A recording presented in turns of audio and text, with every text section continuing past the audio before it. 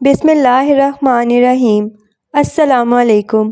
امید ہے آپ سب خیریت سے ہوں گے۔ آج جو ناول ہم شروع کرنے والے ہیں وہ ہے آب حیات۔ اگر ویڈیو پسند آئے تو لائک اور شیئر ضرور کریں اور ہمارے چینل کو سبسکرائب کریں۔ آئیں شروع کرتے ہیں ناول۔ آپ بے حد خوش قسمت ہیں کہ آپ کو اپنے ٹیومر کے بارے میں اتفاقی طور پر پتہ چلا۔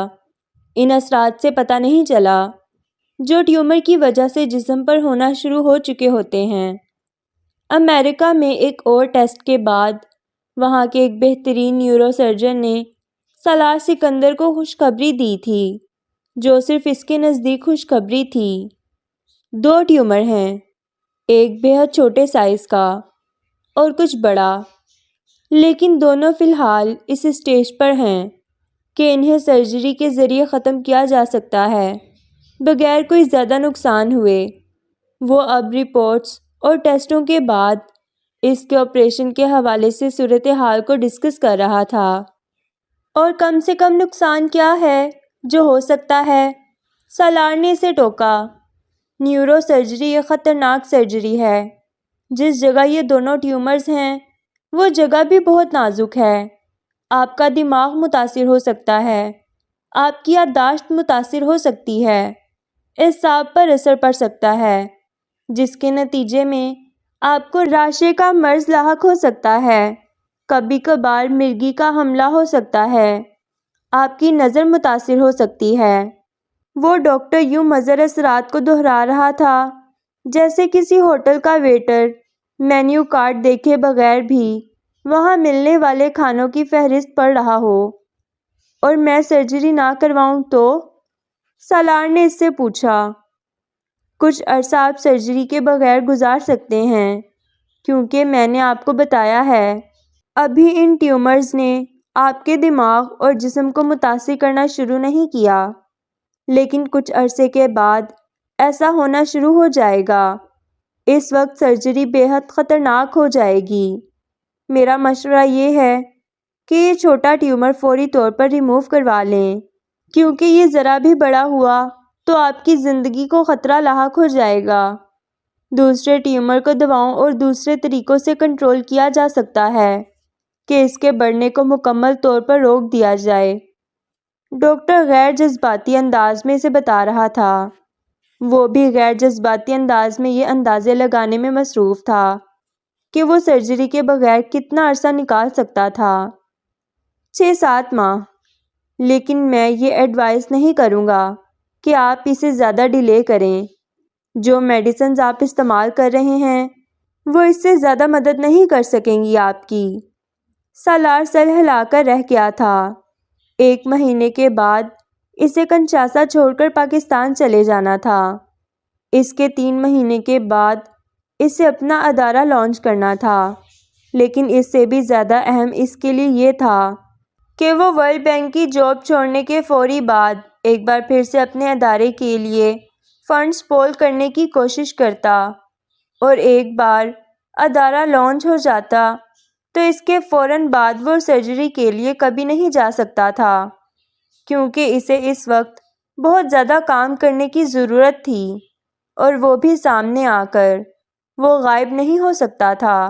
یہ ایک بہت بڑا دھچکا ہوتا اس کے ادارے کے لیے، خاص طور پر تب اگر خدا نہ خواستہ اس کی سرجری ٹھیک نہ رہتی۔ وہ 6-7 ماہ کے بعد سرجری نہیں کروا سکتا تھا، اور وہ فوری طور پر سرجری کروانے کی ہمت نہیں کر پا رہا تھا۔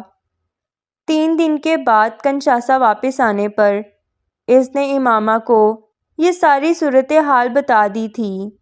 وہ اس کے مخمصے اور الجھن کو سمجھ پا رہی تھی، مگر کوئی حل وہ بھی اسے نہیں دے پا رہی تھی، اور حل ایک بار پھر جبریل نے ہی دیا تھا۔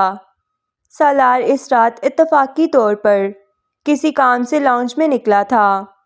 جب اس نے دروازہ کھولتے ہی جبریل کو ڈیسک ٹاپ کے سامنے بیٹھا دیکھ لیا تھا۔ سالار کے یکدم رات گئے۔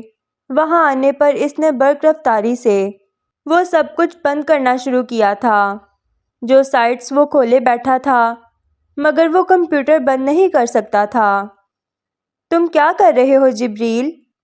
سالار نے لاؤنج کے وال کلاک پر 2 بجے کا وقت دیکھا تھا۔ کچھ نہیں بابا، مجھے نیند نہیں آ رہی تھی، میں کارڈز کھیل رہا تھا۔ جبریل نے ڈیسک ٹاپ پر شٹ ڈاؤن کو کلک کرتے ہوئے باپ سے کہا اور کرسی سے اٹھ کھڑا ہوا۔ اس نے جیسے کھڑے ہوتے ہوئے ڈیسک ٹاپ کو اپنے عقب میں چھپا لیا تھا، یوں جیسے اسے خدشہ تھا کہ باپ تاریک اسکرین میں سے بھی یہ بوجھ لے گا کہ وہ کیا کر رہا تھا۔ وہ جواب اگر حمید دیتا تو سالار کی سمجھ میں آ سکتا تھا، لیکن جبریل کی زبان سے وہ جواب بے حد غیر معمولی تھا۔ وہ اس کے بچوں میں سب سے زیادہ نظم و ضبط کا پابند تھا۔ آدھی رات کو ڈیسک ٹاپ پر بیٹھ کر کارڈز کھیلنے والا بچہ نہیں تھا۔ سالار نے بے حد نارمل گفتگو کرتے ہوئے کرسی پر بیٹھ کر ڈیسک ٹاپ آن کر لیا تھا۔ جبریل کا رنگ فک ہو گیا۔ نیند کیوں نہیں آ رہی تمہیں؟ سالار نے کی بورڈ پر انگلیاں چلاتے ہوئے اپنے بیٹے کو دیکھا، جو اس کے اتنا قریب کھڑا تھا کہ وہ اس کی آنکھوں میں جھانک سکتا تھا اور وہ دیکھ سکتا تھا کہ اس کا بیٹا گڑبڑایا ہوا تھا۔ تو انٹرنیٹ پر وہ کون سی ایسی چیز دیکھ رہا تھا کہ اس کے چہرے کا رنگ یوں فک ہو گیا تھا؟ سالار کے اپنے پیروں کے نیچے سے بھی اس وقت زمین نکل گئی تھی۔ یہ تو پتا تھا اسے کہ وہ بیٹوں کا باپ تھا اور اس کے بیٹے بڑے ہو رہے تھے، اور کبھی نہ کبھی ان کی بلوغت کے دوران اس سے ایسی ناخوشگوار صورتحال کا سامنا بھی کرنا پڑ سکتا تھا۔ وہ پرانی سوچ اور اقتدار رکھنے والا باپ نہیں تھا جس کے پاس غلطی کی گنجائش ہی نہیں ہوتی تھی۔ وہ لبرل تھا، اس کے باوجود وہ ہل گیا تھا کیونکہ اس کا بیٹا ابھی صرف 10 سال کا تھا اور حافظ قرآن بن رہا تھا۔ پتہ نہیں، جبریل نے اس کی بات کا مختصر جواب دیتے ہوئے کمر کے پیچھے ہاتھ باندھ لیے۔ اپنے ہاتھوں کی کپکپاہٹ کو باپ کی نظروں سے چھپانے کے لیے اس سے زیادہ اچھا طریقہ کوئی اور نہیں تھا۔ باپ یہ ظاہر نہیں کر رہا تھا کہ وہ اس پر شک کر رہا تھا، لیکن وہ جانتا تھا کہ اس وقت اس ڈیسک ٹاپ کو آن کرنے کا مقصد کیا ہو سکتا تھا۔ تم روز دیر سے سوتے ہو؟ سالار نے اگلا سوال کیا۔ جی، جبریل نے اب جھوٹ نہیں بولا تھا۔ روز نیند نہیں آتی اور ڈیسک ٹاپ پر کارڈ کھیلتے ہو؟ سالار نے اگلا سوال اس کی آنکھوں میں دیکھتے ہوئے کیا تھا۔ جی، اس نے جیسے بالکل ہی ہتھیار ڈال دیے تھے۔ ڈیسک ٹاپ آن ہو چکا تھا۔ سالار ہوم پیج کھول رہا تھا۔ مزید کوئی سوال کیے بغیر اس نے وزٹ کیے جانے والے پیجز اور سائٹس کی ہسٹری کھول لی تھی۔ وہاں گیمز کا نام شامل نہیں تھا، مگر ایک سرسری نظر نے بھی سالار کو منجمد کر دیا تھا۔ اس کا بیٹا جو کچھ وزٹ کر رہا تھا وہ اس سے چھپانے کے لیے سر توڑ کوشش کرتا پھر رہا تھا۔ اولیگوڈینڈروگلائیوما۔ وہ ایک سرسری نظر میں بھی اس سارے پیجز میں چمکنے والا یہ لفظ پہچان سکتا تھا۔ وہ ان میں سے کسی پیج کو کلک کرنے کی ہمت نہیں کر سکا۔ اس نے گردن موڑ کر جبریل کو دیکھا، جس کا سانس رکا ہوا اور رنگ فک تھا۔ تم میری بیماری کے بارے میں جانتے ہو؟ یہ سوال کیے بغیر بھی وہ اس سوال کا جواب جانتا تھا۔ جبریل کی آنکھیں سیکنڈز کے 1000ویں حصے میں پانی سے بھری تھیں اور اس نے اس بات میں سر ہلایا۔ ایک عجیب خاموشی کا وقفہ آیا تھا جس میں باپ اور بیٹا ایک دوسرے کی آنکھوں میں آنکھیں ڈالے دیکھتے رہے۔ پھر سالار نے اپنے اس 10 سالہ بیٹے کو ہاتھ بڑھا کر اپنے گلے سے لگاتے ہوئے گود میں بٹھا لیا۔ جبریل کے آنسو گالوں پر بہنے لگے تھے۔ سالار نے اسے بچپن میں تو کبھی روتے دیکھا تھا، لیکن اب بہت عرصے سے نہیں۔ وہ اسے پچھلے کچھ عرصے میں بڑا لگنے لگا تھا، اور وہ بڑا اب چھوٹے بچوں کی طرح اس کی گود میں منہ چھپا کر رو رہا تھا۔ اتنے مہینوں سے وہ راز جو اس کی معصومیت کو گھن کی طرح کھا رہا تھا آج افشا ہو گیا تھا۔ بابا، بابا، وہ اس کے سینے سے لگا ہوا سسک رہا تھا۔ I don't want you to die۔ میں آپ کو مرتا ہوا نہیں دیکھ سکتا۔ اور یہی وہ لمحہ تھا جب سالار سکندر کے دل سے ہر خوف ختم ہو گیا تھا۔ اسے آپریشن کروانا تھا فوری طور پر۔ وہ اپنے خاندان کو اس طرح موت اور زندگی کی امید کے درمیان لٹکا نہیں سکتا تھا۔ جو بھی ہونا تھا وہ ہو جانا چاہیے تھا۔ اوکے، آئی وانٹ، اس نے اپنے بیٹے کا سر چومتے ہوئے اس سے کہا تھا۔ ناشتے کی میز پر امامہ نے جبریل کی سوجی ہوئی آنکھیں دیکھی تھیں، جو سلام کر کے سالار یا امامہ سے نظریں ملائے بغیر آ کر کرسی پر بیٹھ گیا تھا۔ تمہاری طبیعت ٹھیک ہے؟ امامہ نے اس کا ماتھا چھو کر جیسے ٹمپریچر معلوم کرنے کی کوشش کی۔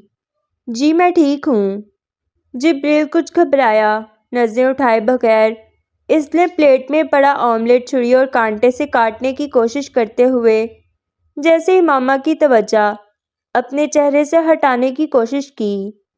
چائے کا کپ اٹھاتے ہوئے سالار نے بھی اسی لمحے جبریل کو دیکھا تھا، لیکن کچھ کہا نہیں۔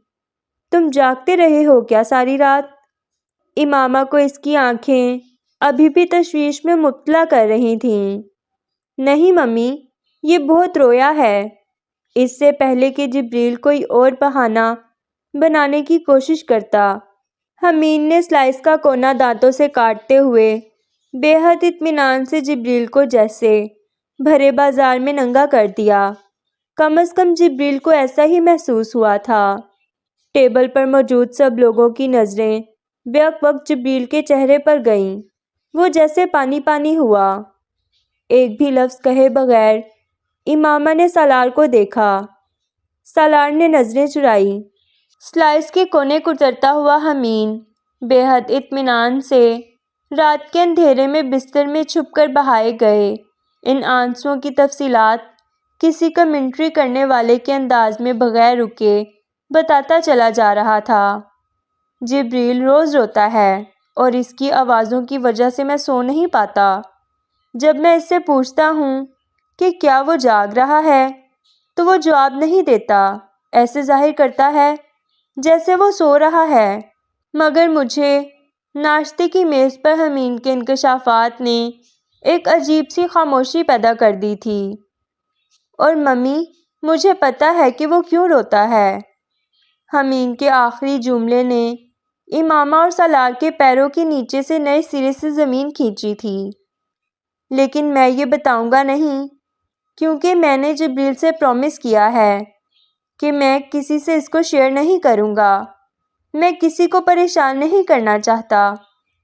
حمید نے اعلان کرنے والے انداز میں ایک ہی سانس میں انہیں چونکایا اور دہلایا۔ سالار اور امامہ دونوں کی سمجھ میں نہیں آیا کہ وہ کیا رد عمل ظاہر کریں۔ خاموش رہیں، حمید کو کریدیں، جبریل سے پوچھیں کریں کیا اور جانیں کیا؟ میں تو نہیں روتا۔ حمید کے خاموش ہونے کے بعد ماں باپ کو دیکھتے ہوئے جبریل نے حلق میں پھنسی ہوئی آواز کے ساتھ جیسے اپنا پہلا دفع کرنے کی کوشش کی، اور حمید نے اس پہلی کوشش کو پہلے ہی وار میں زمین بوس کر دیا۔ او مائی گاڈ، اب تم جھوٹ بھی بول رہے ہو؟ تم حافظ قرآن ہو کر جھوٹ بولتے ہو؟ سلائس کا آخری بچا ہوا ٹکڑا ہاتھ میں پکڑے حمید سکندر نے اپنی آنکھوں کو حتی المقدور پھیلایا۔ جبریل پر کچھ اور پانی پڑا۔ اس کا چہرہ کچھ اور سرخ ہوا۔ ممی، جھوٹ بولنا گناہ ہے نا؟ حمید نے جیسے ماں سے تصدیق کرنے کی کوشش کی۔ حمید، خاموش ہو جاؤ اور ناشتہ کرو۔ اس بار سالار نے مداخلت کی اور اسے کچھ سخت لہجے میں گھڑکا۔ اپنے حواس بحال کرنے کے بعد صورتحال کو سنبھالنے اور جبریل کو اس سے نکالنے کی یہ اس کی پہلی کوشش تھی۔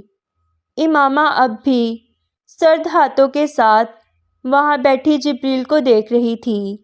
اس لمحے اس نے دعا کی تھی کہ جبریل کچھ نہ جانتا ہو، اس کے آنسوؤں کی وجہ وہ نہ ہو جو وہ سمجھ رہی ہے۔ اور حمید، اس نے حمید کو کیا بتایا تھا؟ ناشتہ ختم کرنے تک سالار نے حمید کو دوبارہ اس کے احتجاج کے باوجود منہ کھولنے نہیں دیا تھا۔ ان چاروں کو پورچ میں کھڑی گاڑی میں بٹھانے اور ڈرائیور کے ساتھ اسکول بھیجنے کے بعد امامہ سالار کے پیچھے اندر آ گئی تھی۔ جبریل کو میری بیماری کے بارے میں پتہ ہے، سالار نے اندر آتے ہوئے مدھم آواز میں اسے بتایا۔ وہ اس کے پیچھے آتے آتے رک گئی۔ پاؤں اٹھانا بھی کبھی دنیا کا مشکل ترین کام بن جاتا ہے، یہ اس لمحے سے معلوم ہوا تھا۔ کچھ حلق میں بھی اٹکا تھا، پتہ نہیں وہ سانس تھی یا پھندا۔ تو اس دن وہ اسے ہی تسلی دے رہا تھا، اور اسے جو لگ رہا تھا کہ شاید جبریل کو کچھ پتہ لگ گیا ہے اور شاید جبریل کچھ پریشان بھی لگ رہا ہے، وہ وہم نہیں تھا۔ رات کو بات ہوئی تھی میری اس سے، سالار اسے بتا رہا تھا۔ کب؟ اس نے بمشکل آواز نکالی۔ رات گئے، تم سو رہی تھیں، میں لاؤنج میں کسی کام سے گیا تھا۔ وہ کمپیوٹر برین ٹیومر کے علاج کے بارے میں جاننے کے لیے میڈیکل ویب سائٹ کھولے بیٹھا تھا۔ وہ کئی ہفتوں سے ساری رات یہی کرتا رہا ہے۔ میں نے پوچھا نہیں، اسے کس نے بتایا، کب پتہ چلا، لیکن مجھے لگتا ہے اسے شروع سے ہی پتہ ہے۔ وہ اب دوبارہ اسی ڈیسک ٹاپ کو کھولے کرسی پر بیٹھا تھا جو وہ پچھلی رات بھی کھولے بیٹھا رہا تھا۔ مجھے شک ہے شاید اس نے حمین اور عنایا کو بھی بتایا ہو۔ وہ سالار کے عقب میں کھڑی تھی۔ سالار کمپیوٹر کی screen per in web sites کو بند کر رہا تھا اور ڈیلیٹ کر رہا تھا، جو وہ رات کو نہیں کر سکا تھا۔ امامہ کے حلق میں اٹکی چیز آنسوؤں کے گولے میں بدل گئی۔ محمد جبریل سکندر کنویں سے زیادہ گہرا تھا۔ وہ ماں باپ کے ساتھ ایک بار پھر ایک بے آواز تماشائی کی طرح ان کی زندگی کی تکلیف اور اذیت کو جھیل رہا تھا، جیسے اس نے کئی سال پہلے اپنی پیدائش سے بھی پہلے امامہ کے وجود کے اندر جھیلی تھی، جب وہ وسیم کی موت کے بعد اپنی زندگی کے اس وقت کے سب سے بدترین مرحلے سے گزری تھی۔ وہ بڑوں کا بوجھ تھا، بڑوں کو ہی ڈھونا چاہیے تھا، اس کے کندھے اس سے نہیں جھکنے چاہیے تھے۔ وہ دو بڑے اس وقت شرمسار تھے۔ اس نے تم سے کیا کہا؟ اس نے بالآخر ہمت کر کے سالار کے عقب میں کھڑے ہو کر اس کے کندھوں پر ہاتھ رکھتے ہوئے پوچھا۔ بابا، میں آپ کو مرتے ہوئے نہیں دیکھ سکتا۔ مدھم آواز میں سالار کے جواب نے ایک نشتر کی طرح اسے کاٹا تھا۔ بچپن کمال کی چیز ہے، ساری لفاظی تکلف لحاظ کا پردہ پھاڑ کر دل کی بات کو یوں کہتا ہے کہ دل نکال کر رکھ دیتا ہے۔ اس نے تم سے وہ کہا جو میں نہیں کہہ سکی۔ سالار نے اپنے کندھوں پر اس کے ہاتھ کی نرمی اور اس کے لفظوں کی گرمی کو جیسے ایک ہی وقت میں محسوس کیا تھا۔ میں کچھ ہفتوں تک آپریشن کروا رہا ہوں، 2 ہفتوں میں یہاں سے واپس پاکستان جائیں گے۔ تم لوگوں کو پاکستان چھوڑ کر پھر میں امریکہ جاؤں گا سرجری کے لیے۔ اس نے امامہ کو مڑ کر نہیں دیکھا تھا، نہ اس کے ہاتھ کندھوں سے ہٹائے تھے، نہ اسے تسلی دی تھی۔ وہ اسے جبریل کی طرح سینے سے لپٹا کر وہ وعدہ نہیں کر سکتا تھا جو اس نے جبریل سے کیا تھا۔ وہ بچہ تھا، وہ بچہ نہیں تھی، وہ بہل گیا تھا، وہ بہل نہیں سکتی تھی۔ مجھے تمہیں ایک کام سونپنا ہے امامہ، سالار نے بالآخر کمپیوٹر آف کرتے ہوئے امامہ سے کہا۔ کیا؟ وہ روندی ہوئی آواز میں بولی۔ ابھی نہیں بتاؤں گا، آپریشن کے لیے جانے سے پہلے بتاؤں گا۔ سالار، مجھے کوئی کام مت دینا، کچھ بھی۔ وہ رو پڑی۔ کوئی بڑا کام نہیں ہے، تمہارے لیے کوئی مشکل کام بھی نہیں ہے۔ وہ اب کرسی سے اٹھ کھڑا ہوا۔ وہ اب ایک دوسرے کے سامنے کھڑے تھے۔ میں کوئی آسان کام بھی نہیں کرنا چاہتی، اس نے سر جھٹکتے ہوئے بے حد بے بسی سے کہا۔ وہ ہنس پڑا، عجیب تسلی دینے والے انداز میں اس کا ہاتھ پکڑتے ہوئے بولا۔ اپنی آٹو بایوگرافی لکھ رہا ہوں پچھلے کچھ سالوں سے۔ سوچتا تھا بڑھاپے میں پبلش کرواؤں گا۔ وہ خاموش ہوا، پھر بولنے لگا، وہ نامکمل ہے ابھی۔ میں بہت کوشش بھی کروں تب بھی اسے مکمل نہیں کر سکتا، لیکن تمہارے پاس رکھوانا چاہتا ہوں۔ یہ چاروں ابھی بہت چھوٹے ہیں۔ مجھے نہیں پتا آپریشن کا نتیجہ کیا نکلے گا۔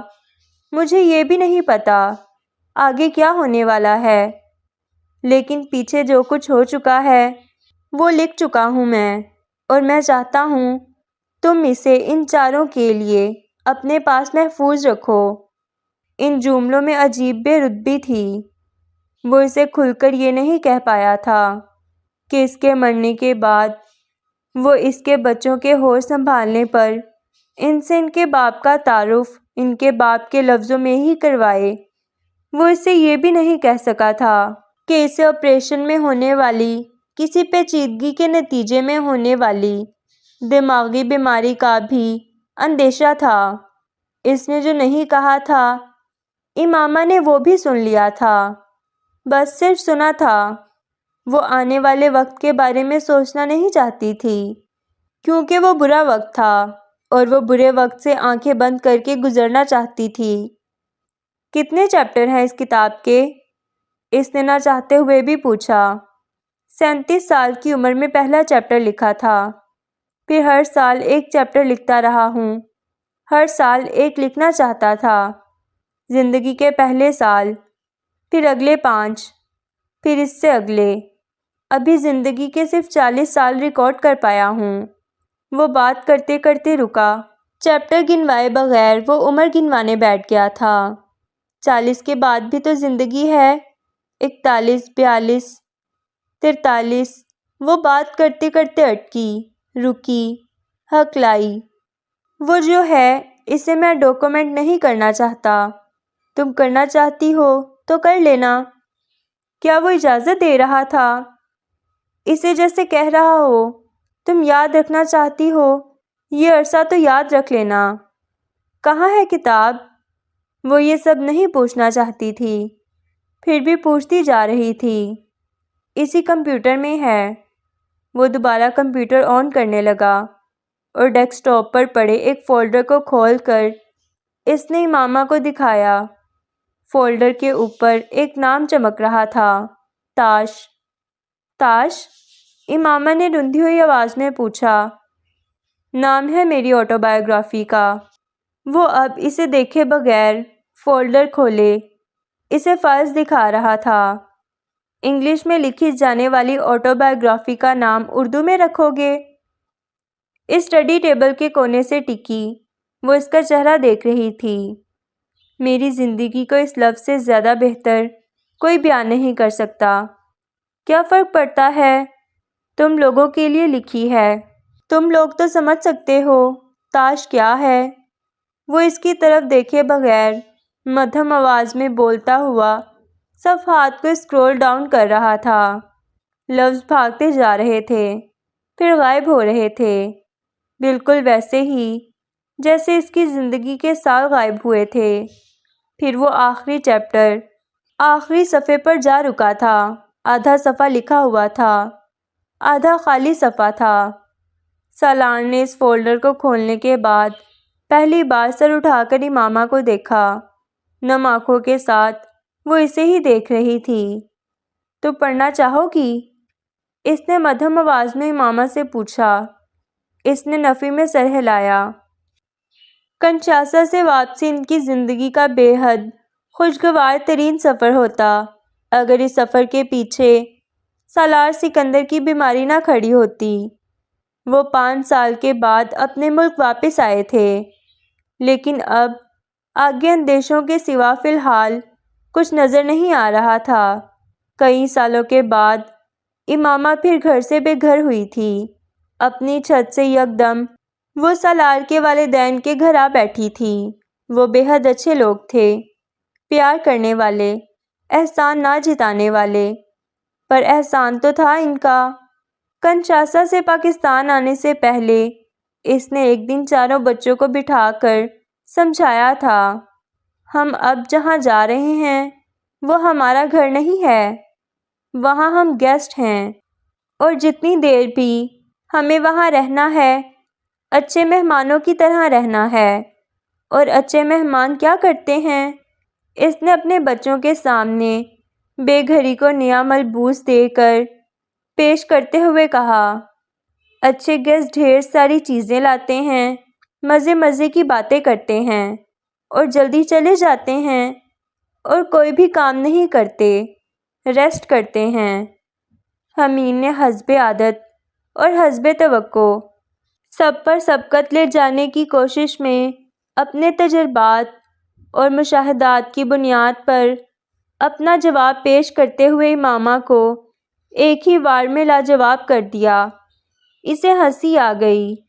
ماں کو ہنستے دیکھ کر حمید بے حد جذباتی ہو گیا۔ ہرا میں جیت گیا، اس نے ہوا میں مکہ لہراتے ہوئے جیسے صحیح جواب بوجھ لینے کا اعلان کیا۔ کہ اس نے ٹھیک کہا ہے؟ عنایا کو جیسے یقین نہیں آیا تھا۔ نو، امامہ نے کہا۔ حمید کے چہرے پر بے یقینی جھلکی۔ اچھے مہمان کسی کو تنگ نہیں کرتے، کسی سے فرمائش نہیں کرتے، کسی چیز میں نقص نہیں نکالتے، اور ہر کام میزبان سے اجازت لے کر کرتے ہیں۔ وہ اپنے کاموں کا بوجھ میزبان پر نہیں ڈالتے۔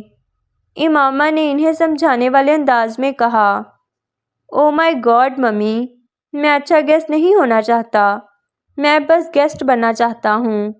حمید نے ماں کی بات کاٹتے ہوئے بے حد سنجیدگی سے کہا، ہم دادا دادی کے گھر جا رہے ہیں اور ہمیں وہاں ویسے رہنا ہے جس سے وہ کمفرٹیبل ہوں، انہیں شکایت یا تکلیف نہ ہو۔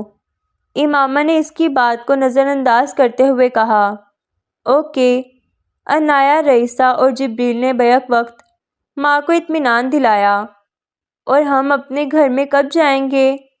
جبریل نے ماں کو اپنے آپ کو نظر انداز کرنے پر بالآخر پوچھا۔ جلدی جائیں گے، اس نے نظر ملائے بغیر حمید کو جواب دیا۔ وہ مطمئن نہیں ہوا۔ جلدی کب؟ وہ بے صبرا تھا، بہت جلدی۔ اور ہمارا گھر ہے کہاں؟ حمید نے پچھلے جواب سے مطمئن نہ ہوتے ہوئے سوال بدلا اور امامہ کو جیسے چپ لگ گئی۔ سوال ٹھیک تھا، جواب نہیں تھا۔ ہم نیا گھر خریدیں گے۔ عنایا نے جیسے اس کی چپ کا دفاع کیا۔ کہاں؟ حمید کو مکمل جواب چاہیے تھا۔ جہاں بابا ہوں گے۔ جبریل نے اس بار اسے مکمل جواب دینے کی کوشش کی۔ اور بابا کہاں ہوں گے؟ حمید نے ایک اور منطقی سوال کیا جو امامہ کو چبھا تھا۔ ابھی ہم پاکستان جا رہے ہیں، پھر بابا جہاں جائیں گے وہاں ہم لوگ بھی چلے جائیں گے۔ جبریل نے ماں کی آنکھوں میں امڑنے والی نمی کو بھانپا اور جیسے دیوار بننے کی کوشش کی۔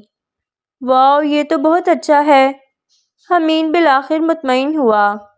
میں بابا کے ساتھ رہنا چاہتا ہوں، اس نے جیسے اعلان کر کے ماں کو اپنی ترجیح بتائی۔ امامہ ان چاروں سے مزید کچھ نہیں کہہ سکی۔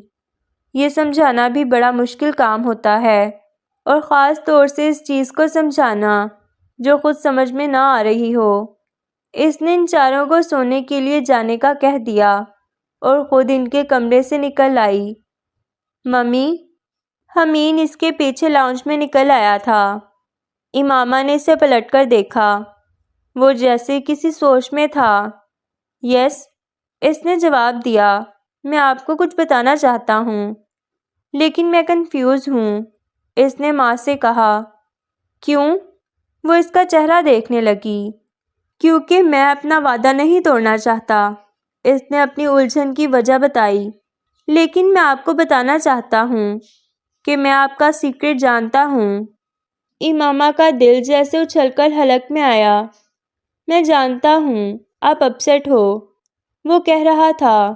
وہ جیسے کچھ اور زمین میں گڑی۔ وہ اب اس کے اور قریب آ گیا تھا۔ 6 سال کی عمر میں بھی اس کی کمر سے اوپر قد کے ساتھ۔ پلیز آپ اپسیٹ نہ ہوں۔ I don't like it when you cry۔ جب آپ روتی ہیں تو مجھے اچھا نہیں لگتا۔ اس سے چمٹا وہ اب اسے کہہ رہا تھا۔ وہ بت کی طرح کھڑی تھی، پہلے جبریل اور اب حمین۔ اس کی ہر اولاد کو اس کے ساتھ اس تکلیف سے گزرنا تھا کیا؟ تم کیا جانتے ہو؟ وہ اتنا چھوٹا سا جملہ بھی ادا نہیں کر پا رہی تھی۔ وہ صرف اسے تکنے لگی۔ دادا ٹھیک ہو جائیں گے، وہ اب اسے تسلی دینے لگا۔ امامہ کو لگا جیسے اس کو سننے میں غلطی ہوئی ہے۔ وہ شاید بابا کہہ رہا تھا۔ میں نے دادا سے پوچھا، اس نے ایک بار پھر امامہ سے کہا۔ اس بار وہ مزید الجھی۔ کس سے کیا پوچھا؟ دادا سے پوچھا تھا، انہوں نے کہا وہ ٹھیک ہو جائیں گے۔ امامہ مزید الجھی۔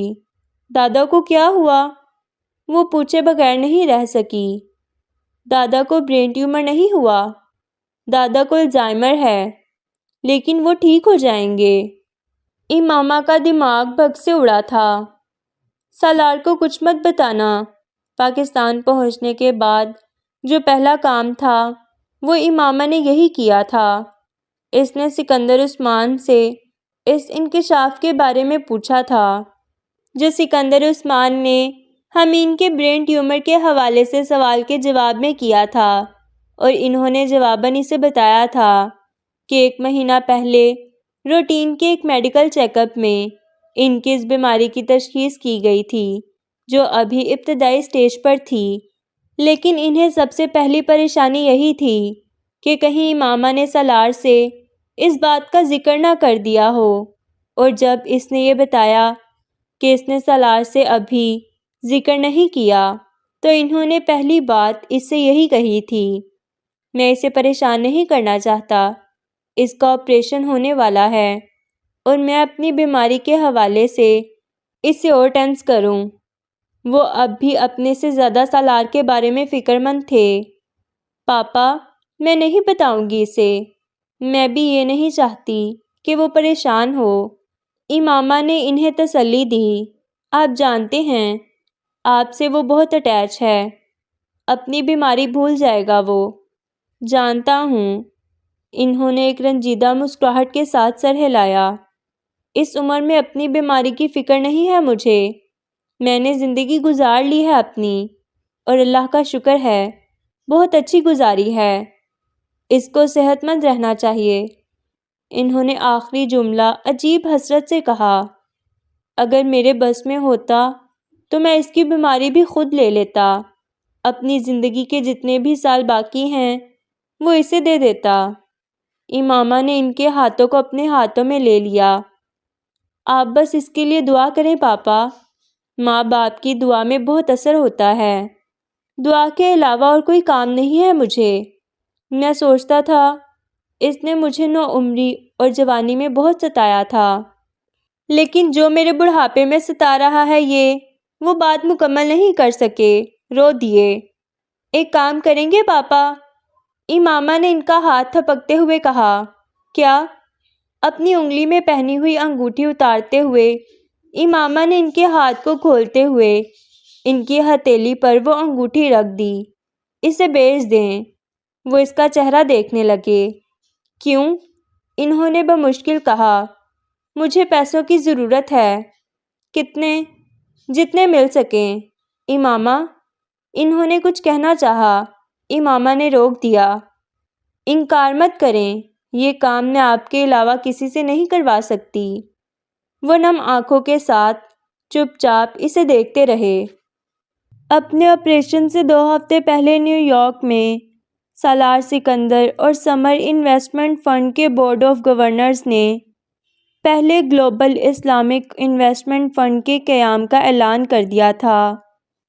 5 ارب روپے کے سرمایہ سے قائم کیا گیا سمر انویسٹمنٹ فنڈ صرف وہ پہلی اینٹ تھی اس مالیاتی نظام کی جو سالار سکندر اور اس کے 5 ساتھی اگلے 20 سالوں میں دنیا کی بڑی فائنینشل مارکیٹوں میں سود پر مبنی نظام کے سامنے لے کر آنا چاہتے تھے۔ 5 ارب روپیہ اس ابتدائی ٹارگیٹ سے بہت کم رقم تھی جس کے ساتھ وہ اس فنڈ کی بنیاد رکھنا چاہتے تھے۔ اگر سالار سکندر کی بیماری کا انکشاف میڈیا کے ذریعے اتنے زور و شور سے نہ کیا جاتا تو یہ بورڈ آف گورنرز کے 6 ممبرز اس فنڈ کا آغاز $1 ارب کے سرمایے سے دنیا کے 50 ممالک میں بیک وقت کرتے، اور وہ ٹارگٹ مشکل ضرور تھا، ناممکن نہیں تھا، اور ان کے پاس 5 سال تھے اسے حاصل کرنے اور بنیادی انفراسٹرکچر کھڑا کرنے کے لیے۔ لیکن سالار سکندر کی بیماری نے جیسے پہلے قدم پر ہی ان کی کمر توڑ دی تھی۔ اس کے باوجود بورڈ آف گورنرز نہیں ٹوٹا تھا، وہ اکٹھے رہے تھے، جڑے رہے تھے، کیونکہ ان 6 میں سے کوئی شخص بھی یہ کام کاروبار کے طور پر نہیں کر رہا تھا، وہ ایک اندھی کھائی میں کودنے کے مجاہدانہ جذبے سے کر رہے تھے۔ لیٹ 30s میں اس پروجیکٹ سے منسلک 6 کے 6 افراد ایک دوسرے کو ذاتی طور پر اچھی طرح جانتے تھے، ایک دوسرے کی نیت بھی، ایک دوسرے کی حیثیت بھی، اور ایک دوسرے کی شہرت بھی۔ سالار سکندر، عامل کلیم، موسیٰ بن رافع، ابوذر سلیم، علی اکمل اور راکن مسعود پر مشتمل صف کا بورڈ آف گورنرز دنیا کے بہترین بورڈ آف گورنرز میں گردانا جا سکتا تھا۔ وہ 6 کے 6 افراد اپنی اپنی فیلڈ کا پاور ہاؤس تھے، وہ 6 مختلف شعبوں کی مہارت، صلاحیت اور تجربے کو صف کے پلیٹ فارم پر لے آئے تھے، اور 40s ارلی میں ہونے کے باوجود 15 سے 20 سال کے تجربے ساکھ اور اپنی کامیابیوں کے ساتھ وہ دنیا کے کم عمر ترین اور قابل ترین بورڈ آف گورنرز میں سے ایک تھا۔ عامل کلیم ایک امریکن مسلم تھا جس کی ماں ملیشین اور باپ ایک عرب تھا، لیکن وہ دونوں امریکہ میں ہی پیدا اور پلے بڑے تھے۔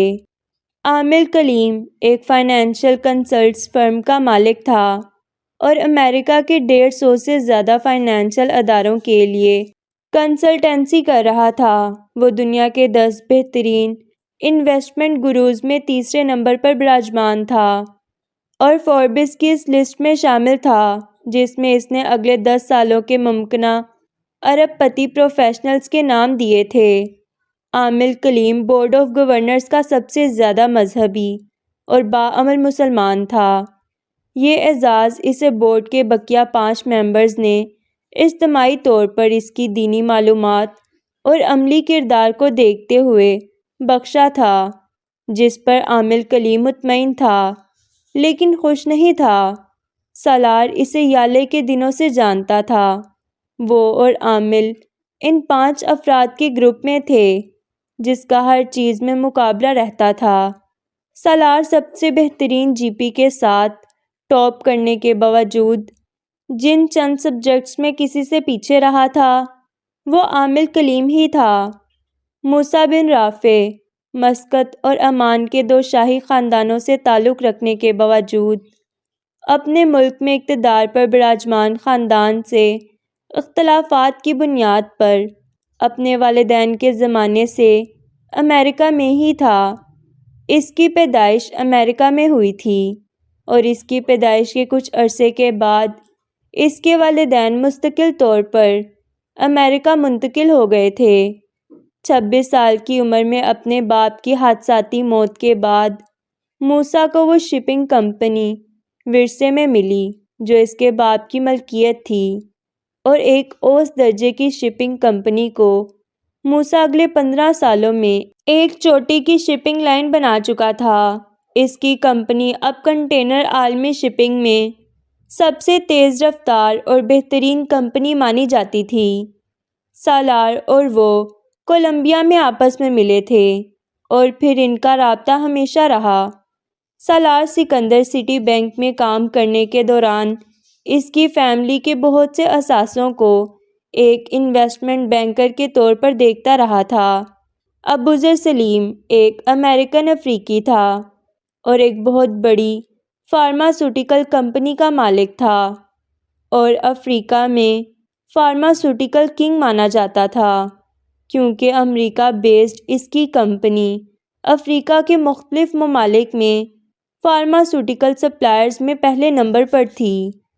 سالار کے بعد وہ بورڈ آف گورنرز کا دوسرا ممبر تھا، جو افریقہ سے اتنا گہرا تعلق اور مسلسل آنے جانے کی وجہ سے بہت ساری افریقی زبانوں میں گفتگو کر سکتا تھا۔ بورڈ کے گورنرز اسے ابوذر سلیم نہیں کہتے تھے، حاتم طائی کہتے تھے۔ وہ بلا شبہ اس بورڈ کا سب سے فراخ دل ممبر تھا۔ اس کی کمپنی اپنے سالانہ خالص منافع کا چوتھا حصہ افریقہ کے مختلف ممالک کے خیراتی اداروں میں صرف کر رہی تھی۔ سالار اور ابوذر نہ صرف یونیورسٹی میں ساتھ پڑھتے رہے تھے، بلکہ انہوں نے یونائیٹڈ نیشنز کی ایک انٹرنشپ بھی اکٹھے کی تھی۔ علی اکمل ایک ہندوستانی نژاد امریکن تھا جو ٹیلی کمیونیکیشنز کی ایک کمپنی چلا رہا تھا۔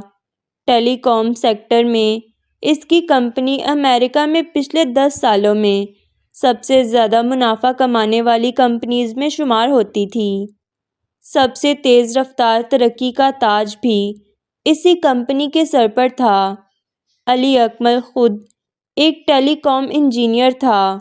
وہ اور سالار ایک دوسرے سے یالے کے دنوں میں وہاں ہونے والے کچھ مباحثوں کے ذریعے متعارف ہوئے تھے، اور پھر یہ تعارف دوستی میں تبدیل ہو گیا تھا۔ راکن مسعود ایک پاکستانی امریکن تھا اور ایک مینجمنٹ کمپنی چلا رہا تھا۔ گلف کے شاہی خاندانوں کا ایک بڑا حصہ راکن کی کلائنٹل میں شامل تھا، اور اب اس کلائنٹل میں یورپ کے بہت سے نامی گرامی خاندان اور ہالی ووڈ کی بہت سی امیر شخصیات بھی شامل تھیں۔ راکن کو سالار پاکستان سے ہی جانتا تھا، اگرچہ وہ شروع سے دوست نہیں تھے، لیکن ان کے خاندانوں کے آپس میں قریبی تعلقات تھے۔ اس کی طرح راکن بھی فائنانس میں ڈاکٹریٹ تھا اور سود سے پاک نظام کا سب سے زیادہ پرعزم اور قولی و عملی سپورٹر بھی۔ 6 افراد پر مشتمل وہ گروپ 5 ارب روپے کا وہ سرمایہ صرف اپنی ساکھ کی بنیاد پر اکٹھا کرنے میں کامیاب ہوا تھا، اور انہیں یقین تھا وہ اگر 17 ملکوں میں 5 ارب روپے کے سرمایہ کو سرمایہ کاری کرنے والوں کے لیے منافع بخش بنا سکے تو اگلے 3 سالوں میں 50 ملک اور $1 ارب کا ٹارگٹ ناممکنات میں سے نہیں تھا۔ صرف کے پہلے فیز میں ان پروجیکٹس کی تعداد محدود تھی جن پر انہیں کام کرنا تھا، مگر دوسرے اور تیسرے فیز میں اور اپنے مالیاتی منصوبوں کو نہ صرف ان 17 ممالک میں بلکہ اگلے 10 سال میں 70 ممالک میں لے جانا چاہتے تھے، جہاں وہ ایک کم آمدنی والے شخص کو بھی مالیاتی سروسز فراہم کر سکیں۔ صرف چند بے حد بنیادی اور آسان اصولوں پر قائم کیا گیا تھا۔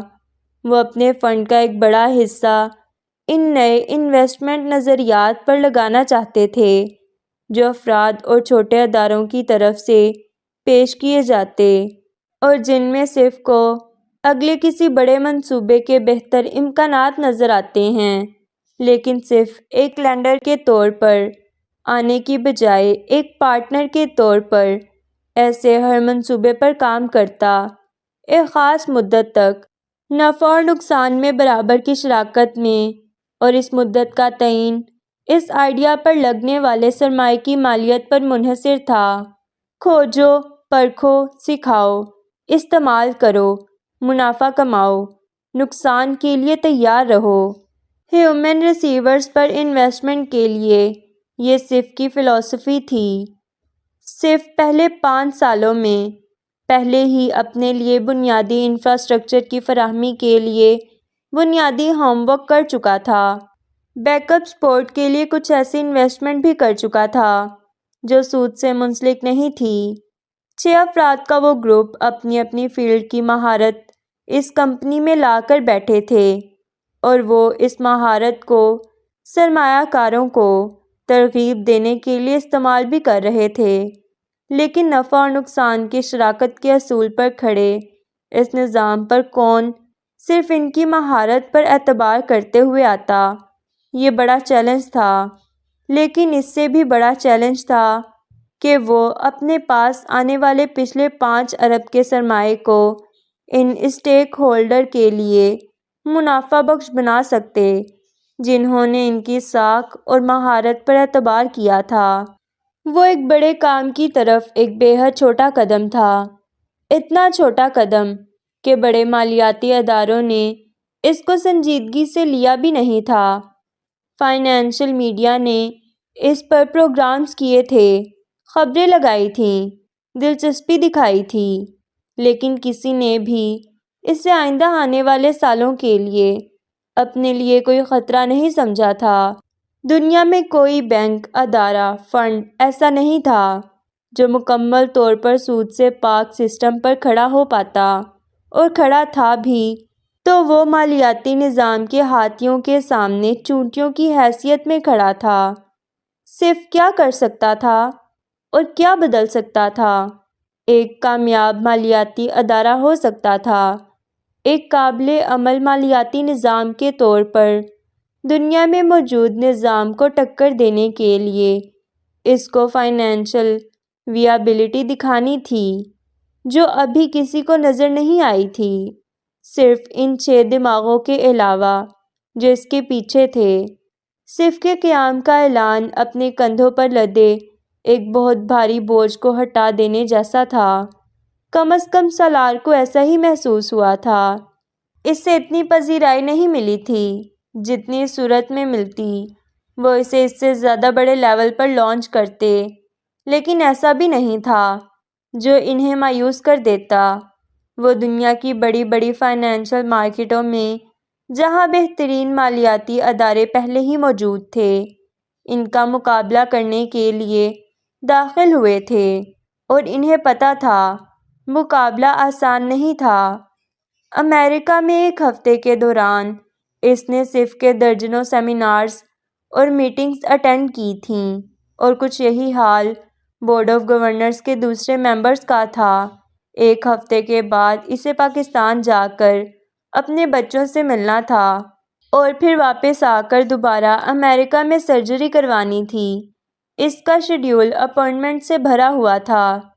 ایک ہفتے کے اختتام تک وہ صرف کے ان سرمایہ کاروں میں سے کچھ کو واپس لانے میں کامیاب ہو گئے تھے جو سالار کی بیماری کی خبر کے بعد پیچھے ہٹ گئے تھے۔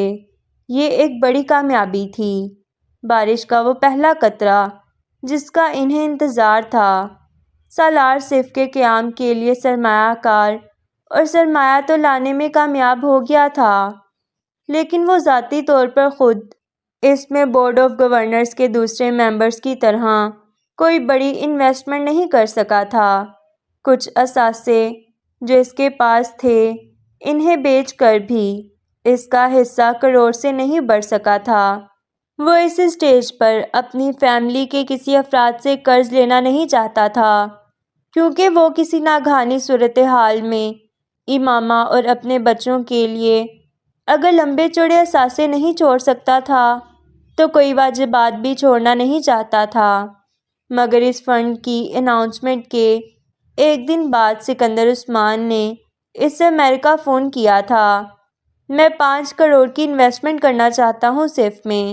انہوں نے ابتدائی گپ شپ کے بعد اس سے کہا، آپ اتنی بڑی رقم کہاں سے لائیں گے؟ وہ چونکا، باپ کو غریب سمجھتے ہو تم؟ وہ خفا ہوئے۔ سالار ہنس پڑا، اپنے سے زیادہ نہیں، تم سے مقابلہ نہیں ہے میرا۔ سکندر عثمان نے بے نیازی سے کہا، تمہیں میرے برابر آنے کے لیے 10-20 سال لگیں گے، شاید نہ لگیں، چلو دیکھیں گے۔ ابھی تو مجھے بتاؤ، یہاں پاکستان میں لوکل آفس اور کیا طریقہ کار ہے؟ انہوں نے بات بدلی تھی، آپ نے اب کیا بیچا ہے؟ سالار نے انہیں بات بدلنے نہیں دی، براہ راست سوال کیا۔ فیکٹری، وہ سکتے میں رہ گیا، اس عمر میں نہیں سنبھال سکتا تھا اب۔ کامران سے بات کی، وہ اور اس کا ایک دوست لینے پر تیار ہو گئے۔ مجھے ویسے بھی فیکٹری میں سے سب کا حصہ دینا تھا۔ وہ اس طرح اطمینان سے بات کر رہے تھے جیسے یہ ایک معمولی بات تھی۔ آپ کام کرتے تھے پاپا، آپ نے چلتا ہوا بزنس کیوں ختم کر دیا؟ کیا کریں گے اب آپ؟ وہ بے حد ناخوش ہوا تھا۔ کر لوں گا کچھ نہ کچھ، یہ تمہارا مسئلہ نہیں ہے، اور نہیں بھی کروں گا تو بھی کیا ہے؟ تم باپ کی ذمہ داری نہیں اٹھا سکتے کیا؟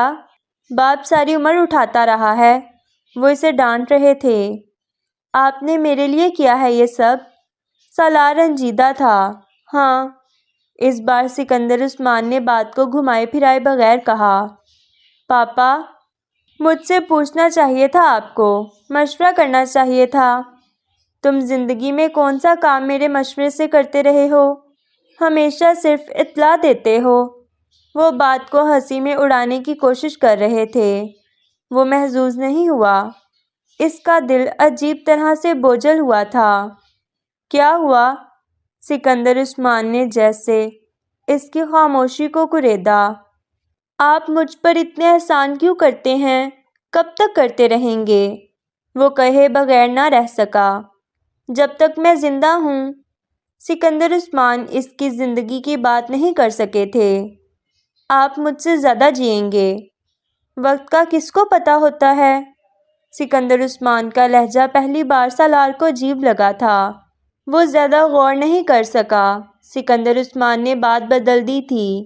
جبریل، تم ان سب کا خیال رکھ لو گے؟ امامہ نے شاید کوئی 10ویں بار اس سے پوچھا تھا۔ جی ممی، میں رکھ لوں گا۔ یو ڈونٹ وری، آپ پریشان نہ ہوں۔ اور اس نے ماں کے ساتھ پیکنگ میں مدد کرواتے ہوئے 10ویں بار ماں کو ایک ہی جواب دیا۔ وہ سالار کی سرجری کے وقت اس کے ساتھ رہنا چاہتی تھی، اور سالار کے بے حد منع کرنے کے باوجود وہ پاکستان میں بچوں کے پاس رہنے پر تیار نہیں ہوئی تھی۔ اس وقت تمہیں میری زیادہ ضرورت ہے۔ بچے اتنے چھوٹے نہیں ہیں کہ وہ میرے بغیر ہفتہ نہ گزار سکیں، اس نے سالار سے کہا تھا۔ اور اب جب اس کی سیٹ کنفرم ہو گئی تھی تو اسے بچوں کی بھی فکر ہو رہی تھی۔ وہ پہلی بار ان کو اکیلا چھوڑ کر جا رہی تھی، اتنی لمبی مدت کے لیے۔ دادی بھی پاس ہوں گی تمہارے، ان کا بھی خیال رکھنا ہے تم نے۔ جی رکھوں گا، اور ہوم ورک کا بھی۔ ابھی تم سب لوگوں کے اسکولز نئے ہیں، تھوڑا ٹائم لگے گا ایڈجسٹ ہونے میں۔ چھوٹے بہن بھائی گھبرائیں تو تم سمجھانا۔ جی، میں اور تمہارے پاپا روز بات کریں گے تم لوگوں سے۔ آپ واپس کب آئیں گے؟ جبریل نے اتنی دیر میں پہلی بار ماں سے پوچھا۔ 1 مہینے تک، شاید تھوڑا سا زیادہ وقت لگے گا۔ سرجری ہو جائے تب پتہ چل سکے گا، اس نے متفکرانہ انداز میں سوچتے ہوئے کہا۔ زیادہ سے زیادہ بھی رکھیں گے تو دوسرے دن تک رکھیں گے، اگر کوئی کمپلیکیشن نہ ہوئی، ورنہ دوسرے دن پاپا گھر آ جائیں گے۔ امامہ نے حیران ہو کر اسے دیکھا۔ تمہیں کیسے پتا؟ I read about it، میں نے اس کے متعلق پڑھا ہے، اس نے ماں سے نظریں ملائے بغیر کہا۔ کیوں؟ انفارمیشن کے لیے، جبریل نے سادگی سے کہا۔ وہ کچھ دیر اسے دیکھتی رہی، پھر اس نے نظریں ہٹا لیں اور اپنے ہینڈ بیگ میں سے کچھ تلاشنے لگی۔ ایک دم اسے محسوس ہوا جیسے جبریل اس کا چہرہ دیکھ رہا تھا۔ اس کی نظریں مسلسل اس پر ٹکی ہوئی تھیں۔ امامہ نے اکلکتا سر اٹھا کر اسے دیکھا، وہ اسے ہی دیکھ رہا تھا۔ کیا ہوا؟ اس نے جبریل سے پوچھا۔ اس نے جواباً امامہ کی کنپٹی کے قریب نظر آنے والے ایک سفید بال کو اپنی انگلیوں سے پکڑتے ہوئے کہا۔ آپ کے کافی بال سفید ہو گئے ہیں۔ وہ ساکت اسے دیکھتی رہی، وہ اس کا سفید بال چھوتے ہوئے جیسے بے حد متفکر تھا۔ امامہ اس کا چہرہ دیکھتی رہی، پلکیں جھپکائے بغیر۔ اس کی پیدائش سے پہلے کا سارا وقت امامہ کی زندگی کا بدترین وقت تھا، یا کم از کم اس کی اس وقت تک کی زندگی کا بدترین وقت تھا۔ امریکہ واپس جانے کے بعد اپنے آپ کو نارمل کرنے کی کوشش میں وہ قرآن پاک بہت پڑھتی تھی۔ سالار جب بھی تلاوت کر رہا ہوتا، وہ اس کے پاس آ کر بیٹھ جاتی۔ وہ کتاب جیسے کسی اسفنج کی طرح اس کا درد جذب کر لیتی تھی، اور اسے محسوس ہوتا تھا کہ وہ اکیلی نہیں تھی جو سالار کی تلاوت سن رہی ہوتی تھی۔ اس کے اندر متحرک وہ وجود بھی اس پورے عرصے میں ساکت رہتا تھا، یوں جیسے وہ بھی اپنے باپ کی آواز پر کان لگائے بیٹھا ہو، جیسے وہ بھی تلاوت کو پہچاننے لگا ہو۔ جو آواز اس کی ماں کے لیے راحت کا باعث بنتی تھی، وہ اس کے لیے بھی سکون کا منبع تھی، اور جب وہ رو رہی ہوتی تو اس کے اندر پرورش پاتا وہ وجود بھی بے حد بے چینی سے گردش میں رہتا، یوں جیسے وہ ماں کے آنسوؤں سے بے چین ہوتا ہو، اس کی تکلیف اور غم کو سمجھ پا رہا ہو۔ وہ 10 سال بعد بھی ویسا ہی تھا۔ وہ اپنی ماں کے سیاہ بالوں میں سفید بال دیکھ کر فکر مند تھا۔ امامہ نے اس کے ہاتھ سے اپنا بال چھڑوا کر اس کا ہاتھ چوما۔ اب گرے ہیئر کے بارے میں پڑھنا مت شروع کر دینا۔ امامہ نے نم آنکھوں کے ساتھ مسکراتے ہوئے اسے چھیڑا۔ وہ جھنپا، پھر مدھم آواز میں بولا، میں پہلے ہی پڑھ چکا ہوں۔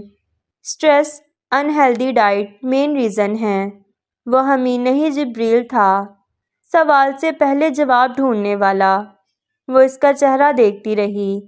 ایک وقت وہ تھا جب اس کا کوئی نہیں رہا تھا، ایک وقت یہ تھا جب اس کی اولاد اس کے سفید بالوں سے بھی پریشان ہو رہی تھی۔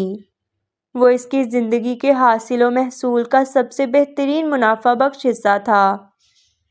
3.5 کروڑ کا وہ چیک دیکھ کر کچھ دیر کے لیے ہل نہیں سکا تھا۔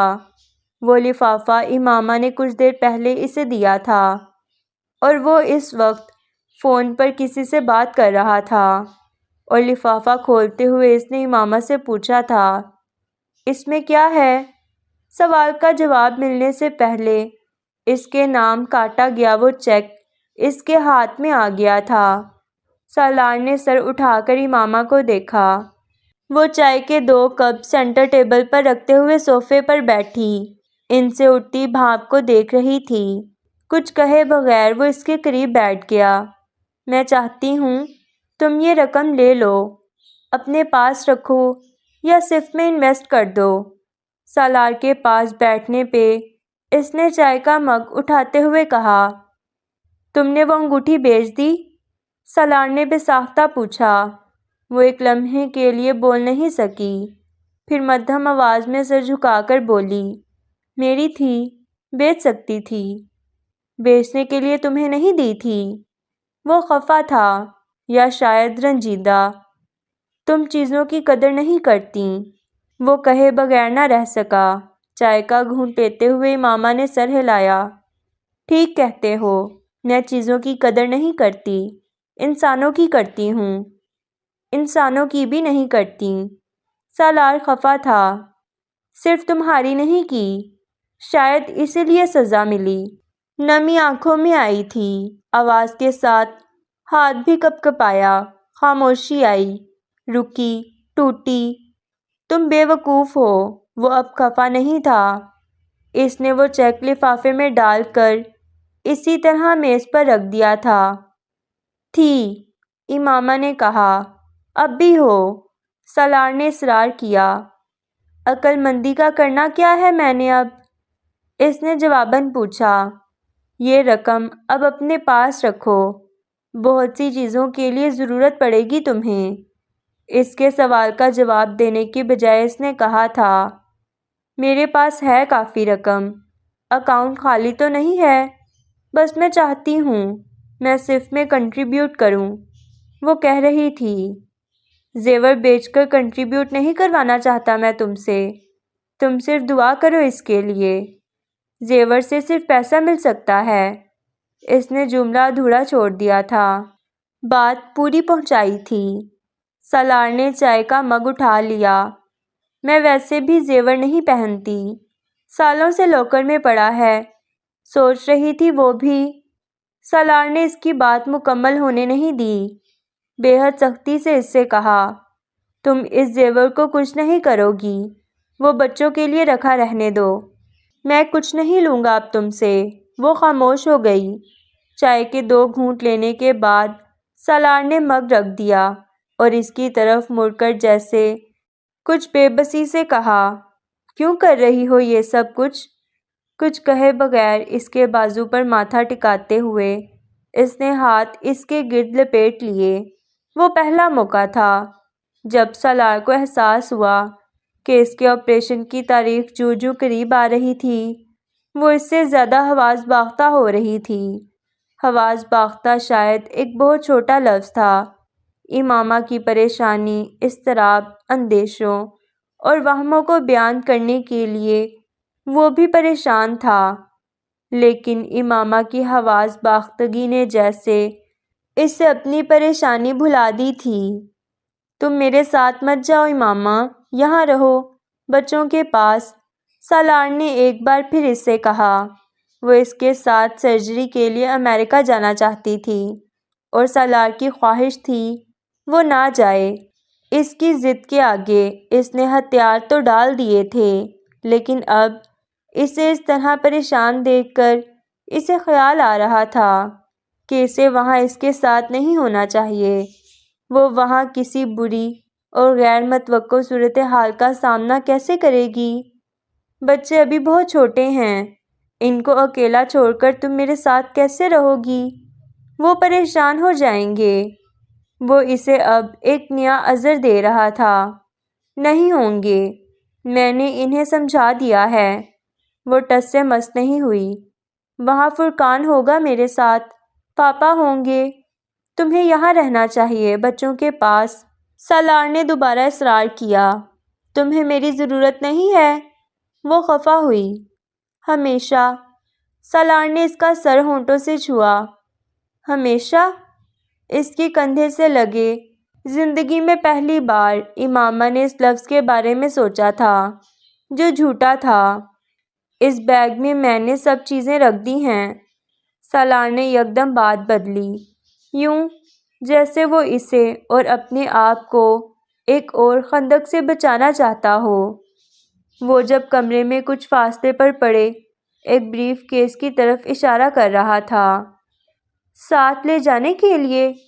امامہ سمجھے بغیر اسی طرح اس کے ساتھ لگے لگے کہا۔ نہیں، اپنی ساری چیزیں، چابیاں، پیپرز، بینک کے پیپرز، ہر ایسی ڈاکومنٹ جو بچوں سے متعلق ہے۔ اکاؤنٹ میں جو پیسے ہیں، چیک بک کو سائن کر کے رکھ دیا ہے، اور اپنی ایک ول وصیت بھی۔ وہ بڑے تحمل سے اسے بتا رہا تھا۔ وہ گمسم سنتی رہی۔ سرجری میں خدا نخواستہ کوئی کمپلیکیشن ہو جائے تو حفاظتی تدبیر ہے۔ سالار، اس نے جیسے اسے مزید کچھ کہنے سے روکا۔ تمہارے نام ایک خط بھی ہے اس میں نہیں پڑھوں گی۔ اس کے گلے میں آنسوؤں کا پھندا لگا۔ چلو پھر تمہیں ویسے ہی سنا دوں جو لکھا ہے؟ وہ اب اس سے پوچھ رہا تھا۔ نہیں، اس نے پھر اسے ٹوک دیا۔ تم کتاب پڑھنا نہیں چاہتی، خط پڑھنا نہیں چاہتی، مجھے سننا نہیں چاہتی، پھر تم کیا چاہتی ہو؟ وہ اس سے پوچھ رہا تھا۔ میں نے کتاب پڑھ لی ہے، اس نے بالآخر اعتراف کیا۔ وہ چونکا نہیں تھا۔ میں جانتا ہوں، وہ بھی نہیں چونکی تھی۔ کوئی اپنی اولاد کے لیے ایسا تعارف چھوڑ کے جاتا ہے؟ اس نے جیسے شکایت کی تھی۔ سچ نہ لکھتا؟ وہ پوچھ رہا تھا۔ جس بات کو اللہ نے معاف کر دیا اسے بھول جانا چاہیے۔ پتہ نہیں معاف کیا بھی ہے یا نہیں، یہ تو اللہ ہی جانتا ہے۔ اللہ نے پردہ تو ڈال دیا ہے نا؟ اس نے اپنی بات پر اصرار کیا تھا۔ میں نہیں چاہتی میری اولاد یہ پڑھے کہ ان کے باپ نے زندگی میں غلطیاں کی ہیں، ایسی غلطیاں جو ان کی نظروں میں تمہاری عزت اور احترام ختم کر دیں۔ وہ اس سے کہہ رہی تھی۔ جھوٹ بولتا اور لکھتا کہ میں پارسا پیدا ہوا تھا اور فرشتوں جیسی زندگی گزارتا رہا؟ نہیں، بس انسانوں جیسی گزاری۔ وہ بے اختیار ہنسا۔ شیطان لگ رہا ہوں کیا اس کتاب میں؟ میں اس کتاب کو ایڈٹ کروں گی، اس نے جواب دینے کے بجائے دوسری ہی بات کی۔ وہ جیسے کچھ اور محظوظ ہوا۔ یعنی مجھے مومن بنا دو گی؟ وہ زندگی میں نہیں بنا سکی تو کتاب میں کیا بناؤں گی؟ وہ کہے بغیر نہ رہ سکی۔ وہ پھر ہنسا۔ یہ بات بھی ٹھیک ہے۔ اس نے سر کھجایا۔ بہت عرصے بعد وہ اس طرح بات کر رہے تھے، ایسے جیسے زندگی میں آگے کوئی بھی مسئلہ نہیں تھا، سب ٹھیک تھا، کہیں کوئی تکلیف نہیں تھی۔ کیا نام رکھو گی پھر میری آٹو بایوگرافی کا؟ آب حیات، اس نے بے اختیار کہا۔ اس کے چہرے کی مسکراہٹ غائب ہوئی، رنگ اڑا، پھر وہ مسکرایا۔ وہ تو کوئی بھی پی کر نہیں آتا۔ امامہ کی آنکھوں میں آنکھیں ڈالتے ہوئے اس نے کہا۔ تلاش تو کر سکتا ہے، اس نے بھی اس کی آنکھوں میں دیکھتے ہوئے کہا۔ لا حاصل ہے، وہ تو پھر زندگی بھی ہے۔ وہ لاجواب ہو کر چپ ہو گیا۔ تم نے زندگی تاش کا کھیل سمجھ کر جی ہے، اور اس کتاب کو بھی ایسے ہی لکھا ہے۔ وہ کہہ رہی تھی، وہ سن رہا تھا۔ زندگی 52 پتوں کا کھیل تو نہیں ہے۔ ان 250 صفحات میں اعترافات ہیں، لیکن کوئی ایسی بات نہیں جسے پڑھ کر تمہاری اولاد تمہارے جیسا بننا چاہے۔ میں چاہتی ہوں تم زندگی کو آب حیات سمجھ کر لکھو، جسے پڑھ کر تمہاری اولاد تمہارے جیسا بننا چاہے۔ صرف تمہاری اولاد نہیں، کوئی بھی اسے پڑھ کر تمہارے جیسا بننا چاہے۔ وہ اس سے کہتی رہی، میرے پاس اب شاید مہلت نہیں اتنی۔ سالار نے مدھم آواز میں کہا، تو مہلت مانگو اللہ سے، تمہاری تو وہ ساری دعائیں پوری کر دیتا ہے۔ وہ رنجیدہ ہوئی تھی۔ تم مانگو، جو چیز اللہ میرے مانگنے پر نہیں دیتا، تمہارے مانگنے پر دے دیتا ہے۔ سالار نے اس سے عجیب سے لہجے میں کہا، مجھے یقین ہے تمہیں کچھ نہیں ہوگا۔ بے حد مایوسی، پریشانی اور تمہاری میڈیکل رپورٹس دیکھنے کے باوجود، پتہ نہیں سالار، مجھے یہ کیوں نہیں لگتا کہ تمہارا اور میرا ساتھ بس زندگی کے اتنے سالوں تک ہے، اس طرح ختم ہو سکتا ہے۔ اس نے سالار کا ہاتھ تھاما تھا۔ مجھے بھی نہیں لگتا۔ وہ بھی عجیب رنجیدگی سے مسکرایا تھا۔ ابھی تو بہت کچھ ہے جو ہمیں ساتھ کرنا ہے۔ ساتھ حج کرنا ہے، تمہارے لیے ایک گھر بنانا ہے۔ وہ اب وہ ساری چیزیں گنوا رہا تھا جو اسے کرنی تھیں، یوں جیسے اندھیرے میں جگنو ڈھونڈنے کی کوشش کر رہا ہو۔ امامہ نے سر جھکا لیا۔ وہ بھی اندھیرے میں صرف جگنو دیکھنا چاہتی تھی، اندھیرا نہیں۔ آپریشن ٹیبل پر لیٹے اینستھیزیا لینے کے بعد بے ہوشی میں جانے سے پہلے سالار ان سب کے بارے میں سوچتا رہا تھا جن سے وہ پیار کرتا تھا۔ امامہ جو آپریشن تھیٹر سے باہر بیٹھی تھی، سکندر عثمان جو اس عمر میں بھی اس کے منع کرنے کے باوجود اس کو اپنی نظروں کے سامنے سرجری کے لیے بھیجنا چاہتے تھے، اس کی ماں جو اس کے بچوں کو پاکستان میں سنبھالے بیٹھی تھی، اور اس کی اولاد جبریل، حمین، عنایہ، رئیسہ، اس کی نظروں کے سامنے باری باری ایک ایک کا چہرہ آ رہا تھا۔ جبریل کے علاوہ اس کے سب بچوں کو صرف یہ پتہ تھا کہ ان کے پاپا کا ایک چھوٹا سا آپریشن تھا، اور بس آپریشن کروا کر وہ ٹھیک ہو جائیں گے۔ لیکن امریکہ آنے سے پہلے اس انکشاف پر عنایہ پہلی دفعہ پریشان ہونا شروع ہوئی تھی۔ سالار کی تسلیوں کے باوجود آپریشن کا لفظ اسے سمجھ میں آ رہا تھا۔ Baba is a boy and boys are brave, Hamid نے اسے تسلی دی تھی، اور رئیسہ جو اس کے لیے ہمیشہ گھر آنے پر لون کا کوئی پھول یا پتا جو اسے اچھا لگتا تھا وہ توڑ کر رکھتی تھی۔ یہ اس کی عادت تھی۔ اس نے امامہ کو، اس نے سالار کو امریکہ سرجری کے لیے جانے سے پہلے ایک زرد رنگ کا پینزی دیا تھا۔ وہ اس موسم بہار کا پہلا پینزی تھا جو سکندر عثمان کے لان میں کھلا تھا۔ وہ پھول اس کے بیگ میں تھا، مرجھایا ہوا۔ اس نے پچھلی رات بیگ کھولنے پر اسے دیکھا تھا۔ غنودگی کی حالت میں جاتے ہوئے وہ عجیب چیزیں سوچنے اور دیکھنے لگا تھا، یوں جیسے اپنے ذہن پر اپنا کنٹرول کھو بیٹھا ہو۔ آیتیں جو وہ پڑھ رہا تھا، وہ پڑھتے ہوئے اب اس کی زبان آہستہ آہستہ موٹی ہونا شروع ہو گئی تھی۔ وہ اٹکنے لگا تھا، پھر ذہن وہ لفظ کھوجنے میں ناکام ہونے لگا جو وہ پڑھ رہا تھا، چہرے، آوازیں، سوچیں، سب کچھ آہستہ آہستہ مدھم ہونا شروع ہوئیں، پھر غائب ہوتی چلی گئیں۔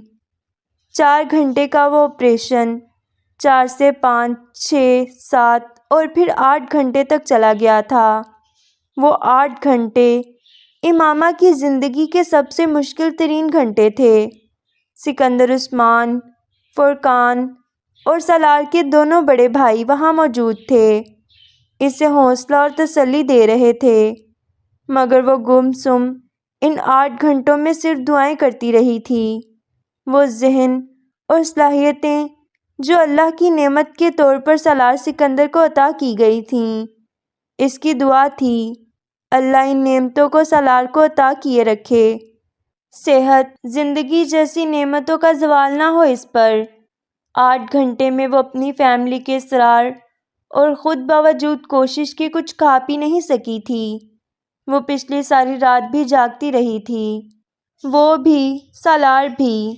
وہ باتیں بھی نہیں کرتے رہے تھے، بس خاموش بیٹھے رہے، پھر کافی پینے چلے گئے۔ وہاں سے واپسی کے سارے راستے میں بھی کافی کے کپ ہاتھ میں لیے چلتے ہوئے وہ دونوں کچھ بھی نہیں بولے تھے۔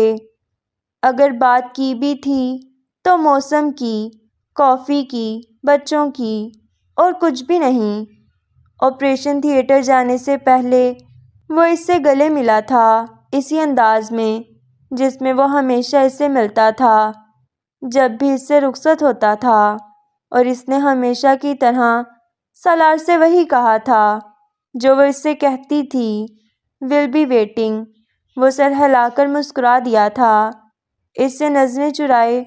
شاید وہ جذباتی نہیں ہونا چاہتا تھا، وہ بھی رونا نہیں چاہتی تھی، کم از کم اس وقت، اور وہ نہیں روئی تھی، کم از کم اس کے سامنے آپریشن تھیٹر کا دروازہ بند ہونے تک۔ اس کے بعد وہ خود پر قابو نہیں رکھ پائی تھی۔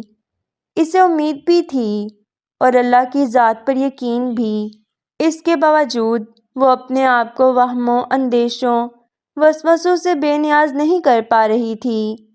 وہ اب اس کی زندگی کا حصہ بن گئے تھے۔ ان 8 گھنٹوں میں پتہ نہیں اس نے کتنی دعائیں، کتنے وظیفے کیے تھے، اللہ کے رحم کو کتنی بار پکارا تھا، امامہ نے گنتی نہیں کی تھی۔ آپریشن کا بڑھتا ہی جانے والا وقت جیسے اس کی تکلیف، اذیت اور اس کے خوف کو بھی بڑھاتا جا رہا تھا۔ 8 گھنٹے کے بعد بالآخر اسے آپریشن کے کامیاب ہونے کی اطلاع تو مل گئی تھی۔ ڈاکٹر نے اس کا ایک ٹیومر ختم کر دیا تھا، دوسرا نہیں کر سکے تھے۔ اسے سرجری کے ذریعے ریموو کرنا بے حد خطرناک تھا، وہ بے حد نازک جگہ پر تھا۔ بے حد کامیابی سے اسے ہٹانے کی صورت میں بھی ڈاکٹرز کو خدشہ تھا کہ سالار کے دماغ کو کوئی نقصان پہنچے بغیر یہ نہیں ہو سکتا تھا۔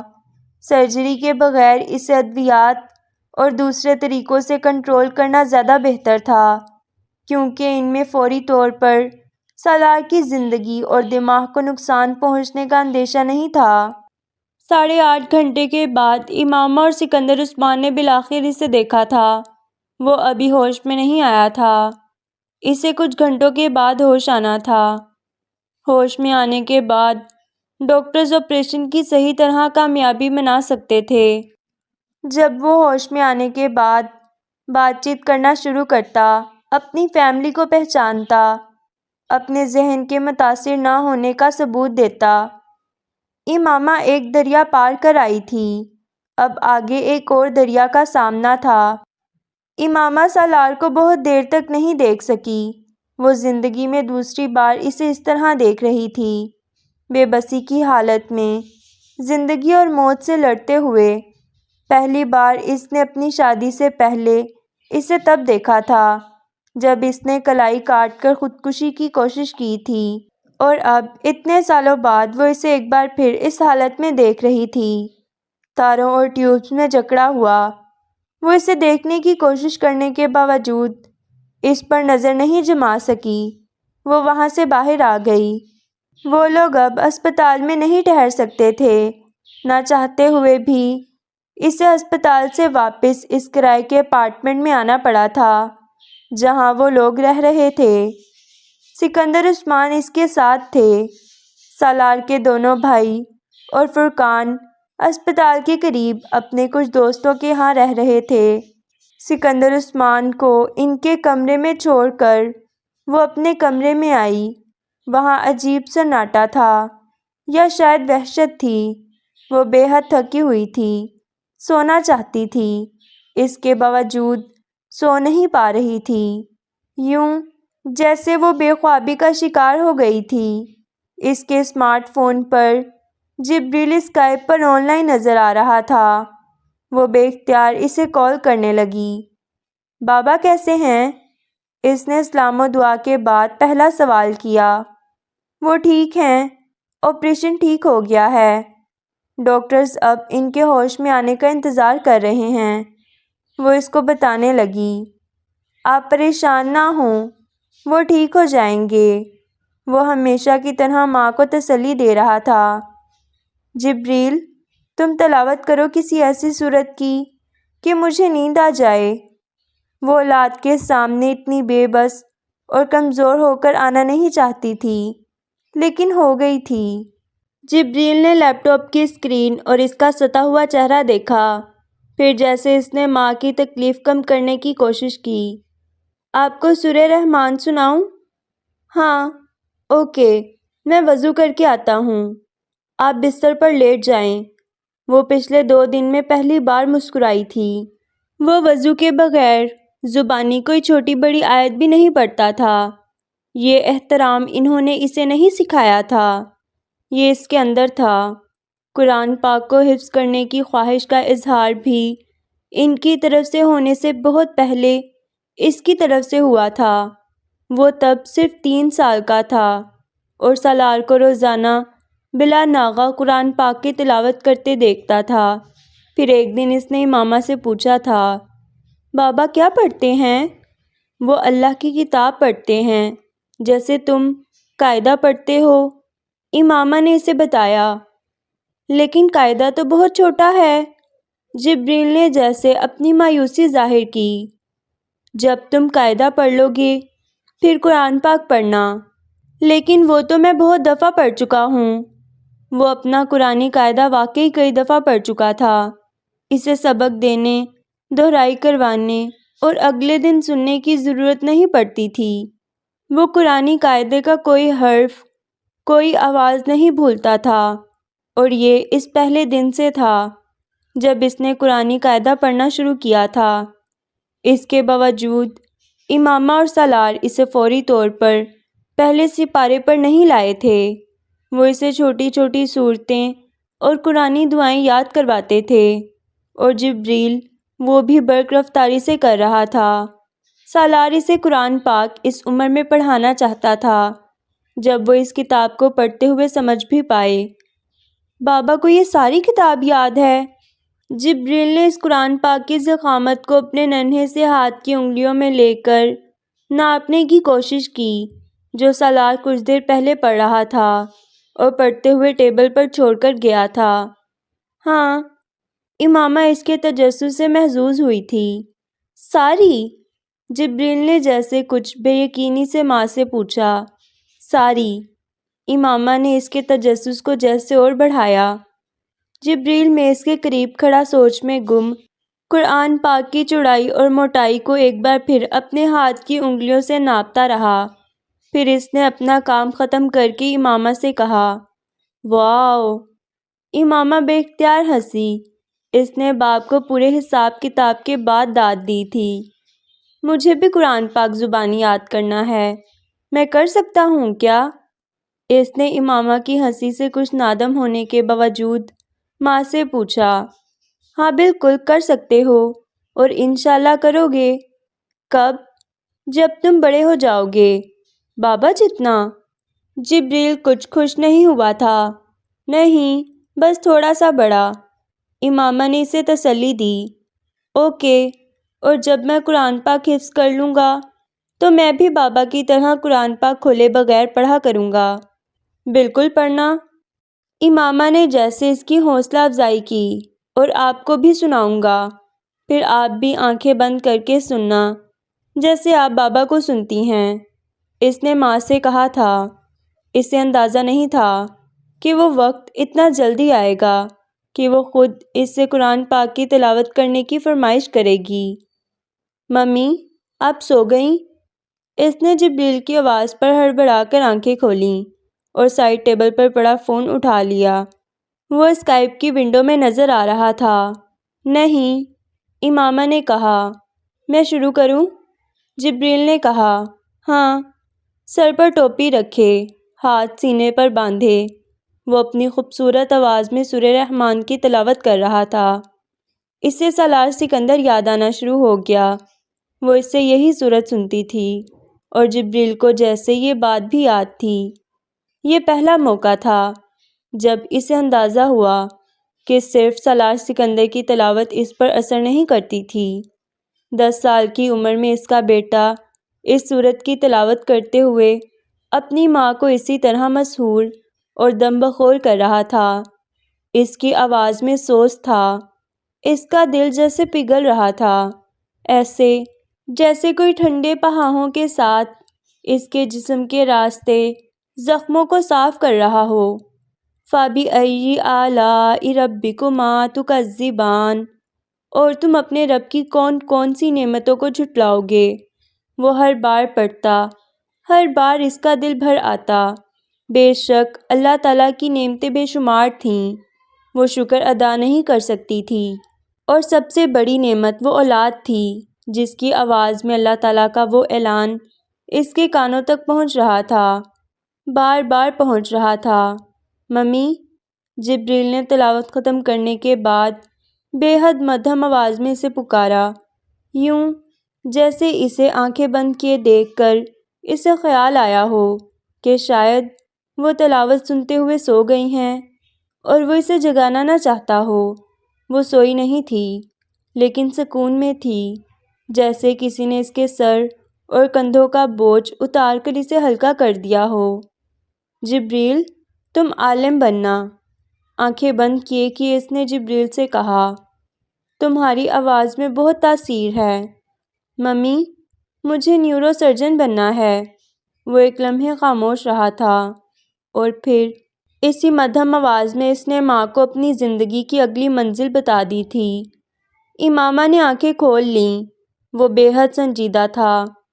میری خواہش ہے کہ تم عالم بنو، امامہ نے اس بار زور دے کر کہا۔ وہ جانتی تھی وہ نیورو سرجن کیوں بننا چاہتا تھا۔ حمید زیادہ اچھا عالم بن سکتا ہے، میں نہیں۔ وہ الجھا، جھجکا۔ تم زیادہ لائق ہو اور قابل ہو بیٹا۔ سوچوں گا، آپ سو جائیں۔ اس نے ماں سے بحث نہیں کی، بات بدل دی۔